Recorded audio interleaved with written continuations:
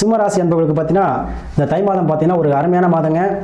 அதாவது கடனை அடையக்கூடிய மாதம். எவ்வளோதான் கடன் பெற்று சாமி கடனாகவே இருக்கிறேன், கடன் வாங்கி கடனில் மீள முடியல, எப்படி தான் வாழ்றதுன்னு தெரியல, ஒரு மகிழ்ச்சின்னு சொல்லக்கூடியவங்களுக்கு கடனை ஏதோ ஒரு வகையில் அடையக்கூடிய மாதமாக இருக்கும். அதாவது அரசு சார்ந்த விஷயத்தில் உதவி கிடைக்கலாம், தாய்வழி சார்ந்த விஷயத்தில் உதவி கிடைக்கலாம், பெண்கள் விஷயத்தில் உதவி கிடைக்கலாம், அல்லது தாய்வழி உறவுகள் மாமல் உறவு ஏதோ ஒரு வகையில் உங்களுக்கு உதவிகள் மூலம் கடன் அடைப்பீங்க.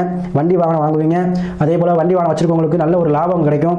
அதே போல் டிரான்ஸ்போர்ட் தொழில் பண்ணக்கூடியவங்க, அதே போல் நிறைய பேர் வந்து பார்த்தீங்கன்னா உடல் பிணி நோய் இருக்குது, ரொம்ப நாள் ட்ரீட்மெண்ட் சொல்லக்கூடியவங்களுக்கு அந்த நோயிலேருந்து விடக்கூடிய தன்மையை இந்த மாதம் கொடுக்குதுங்க.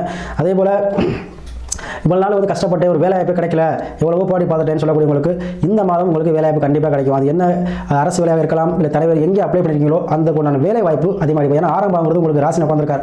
ஸோ கண்டிப்பாக வேலை உங்களுக்கு கன்ஃபார்மாக கிடைக்குங்க.